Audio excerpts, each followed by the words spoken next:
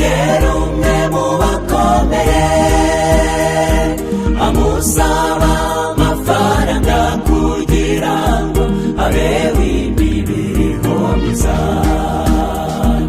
Uwo mukire yarayamuhaye ariko amutega imitego myinshi, ati ugomba kuyamara inyungu yayo, bitaba bityo ugakurwa w'igihanga.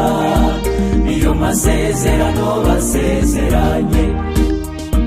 Yarayamuhaye byihuse, atangira gucuruza karahava. Ariko uwo mukire ahombya uwo mugabo biteye ubwoba, ugushyira ibiciro hasi kugira ngo agwe mu mitego yateze.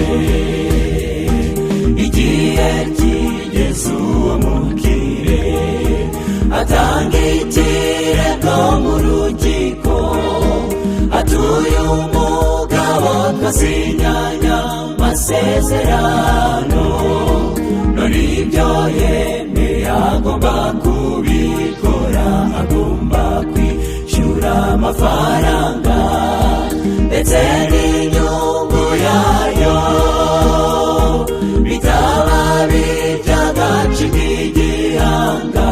Niko amasezerano ari.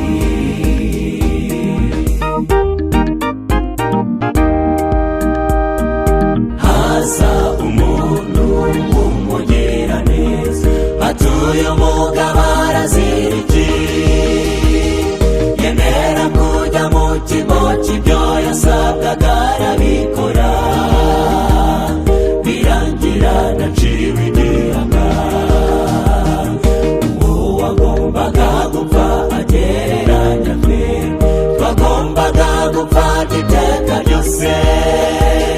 Satani yadukinaga ku mubyimba, kuko ibihembo by'ibyaha ari urupfu. Ariko azi incungu Yesu yitanga ku bwacu twese, apfa mu kino cyacu twe turakira. Hashimwe Yesu n'iteka ryose. Uwo mwami apfa mu kino cyacu twe turakira. Hashimwe Yesu n'iteka ryose. Uwo Yesu